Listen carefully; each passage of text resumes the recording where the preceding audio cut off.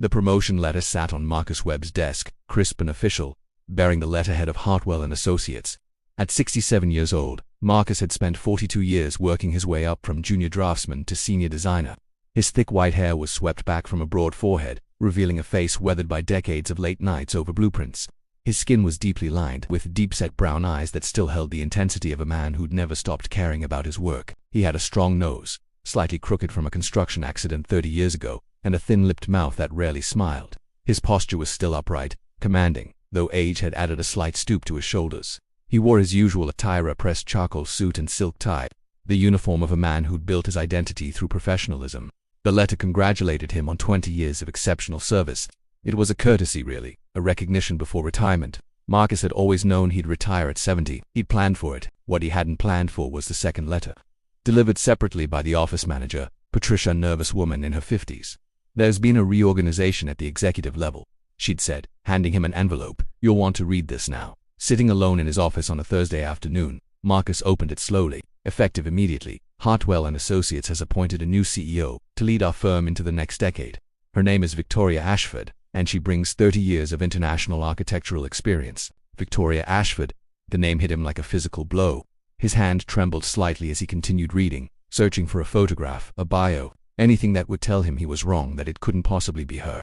But there, at the bottom of the letter, was a small headshot. It was her, unmistakably. Victoria Ashford had aged. Of course, they all had. A dark hair, once long and flowing, was now cut in a sleek silver-streaked bob that framed her face with elegant severity. Her skin bore the fine lines of 65 years lived with purpose, and her eyes, those same sharp, intelligent green eyes he remembered now, held the confidence of someone who'd conquered the world. She wore a tailored navy blazer in the photograph, and even in the small image her presence radiated power and control. There was a slight scar on her left cheekbone, new, or at least he didn't remember it, that somehow made her look even more formidable. Victoria Chen. That's what she'd been called back then. Brilliant architect fresh out of university, hired as a junior designer the same year as Marcus. They'd worked side by side for 3 years. Late nights, shared coffee, conversations about buildings and dreams and futures. She'd asked him to marry her. It was 1982. Marcus was 25, ambitious, scared. Victoria was the same age, but fearless. She'd laid out their future like a blueprint. They'd build careers, travel, design buildings that would outlast them both. She'd shown him her family's approval, her savings, her unwavering belief that they were meant for something extraordinary together. And Marcus had said no, not gently, not kindly. He'd been cruel about it, actually. He'd told her she was too ambitious, too demanding, that she'd never be satisfied with a normal life. He'd said he wanted someone softer, easier, more traditional. He'd made it clear that her dreams were too big, her expectations too high. 2 weeks later, Victoria had resigned and disappeared. He'd heard through office gossip that she'd taken a job in London, then later, Singapore, then Dubai. Each time she resurfaced in architectural circles. She'd accomplished something bigger, won some award more prestigious, designed a building more iconic. Marcus had watched her career from a distance while building his own comfortable, measured existence. He'd married someone softer, easier. The marriage had lasted 15 years before ending quietly in divorce. He'd had no children, no great loves, just steady, predictable progress up the corporate ladder at Hartwell and Associates. And now, at 67 years old, with retirement looming, Victoria Ashford, the woman he'd rejected, the woman he'd underestimated, the woman he'd dismissed as too much, was about to become his boss. The office suddenly felt very small. Marcus heard footsteps in the hallway outside his door. They stopped. There was a knock. Confident, authoritative Marcus. That voice, older now, deeper with authority, but unmistakably hers. "It's been a long time." Marcus stood slowly, straightening his charcoal suit jacket as if armor could protect him from what was about to happen. He opened the door to find Victoria Ashford standing in the hallway, and for a moment, time seemed to collapse on itself. She was smaller than he remembered, or perhaps he'd simply forgotten that she'd never been tall. What struck him most was her composure. She stood with her shoulders back, her tailored navy blazer perfectly fitted, her silver-streaked dark hair framing her face with precision. Her green eyes, those intelligent, penetrating eyes, studied him with the detached professionalism of someone reviewing a blueprint. There was no warmth in her gaze, no recognition of the boy she'd once loved. Only assessment. "May I come in?" she asked. It wasn't really a question. Marcus stepped aside, and Victoria entered his office as if she owned it, which, technically, she now did. She didn't sit. Instead, she walked slowly around his desk, examining the framed photographs on the wall, his architectural designs over the decades, his awards, his carefully curated professional legacy. Her scar caught the light as she turned her head, and Marcus found himself staring at it, wondering how she'd gotten it, what story it held. "I wasn't planning to return to this firm," Victoria said quietly, her back still to him. I spent 43 years building a career anywhere but here. Singapore, Dubai, New York, Hong Kong. I designed the Marina Bay Towers in Singapore, the Burj Khalifa expansion in Dubai, the Hudson River development in Manhattan. Do you remember any of those? Yes, Marcus said carefully.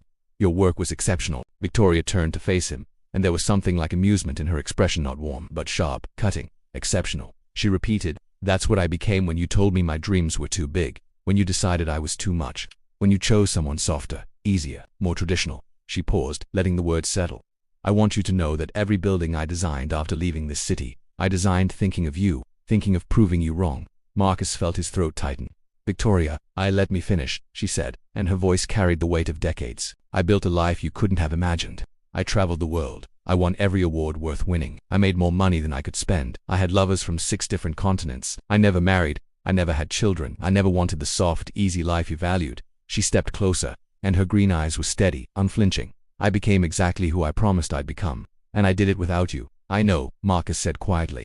I've always known. I watched your career from afar. I was proud of you, even though I had no right to be. Something shifted in Victoria's expression, not softening but changing, like a building settling into its foundation.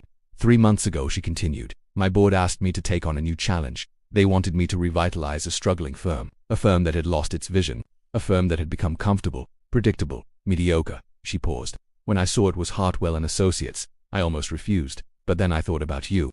I wondered if you were still here, still designing the same safe buildings, still playing it safe with life. And Marcus asked. And I decided that maybe the universe has a sense of irony, Victoria said, because now I'm going to do what I should have done 43 years ago. I'm going to show you exactly what you lost. She moved toward his desk and placed a folder there, thick, professional, intimidating.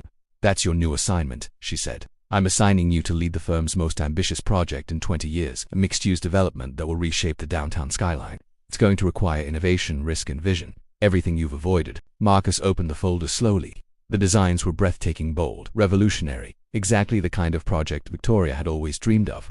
You're still capable of greatness, Victoria said, her voice quieter now. You always were. You just chose comfort instead. Now, before you retire, you're going to choose differently. You're going to build something that matters. Something that lasts, something that proves you were more than safe. She turned toward the door, then paused, and Marcus, I'm not doing this for you. I'm doing this because that's who I am. I elevate people. I push them toward their potential. Even people who broke my heart. Her green eyes held his for one final moment. That's the difference between us. You ran from greatness. I chased it, and now you work for me. She left without waiting for a response, closing the door quietly behind her. Marcus stood alone in his office, holding the folder that contained his redemption or perhaps his reckoning. Outside his window, the city stretched out before him, full of buildings designed by safer hands. For the first time in 43 years, Marcus Webb felt something stir inside him. Not regret, not longing, but possibility.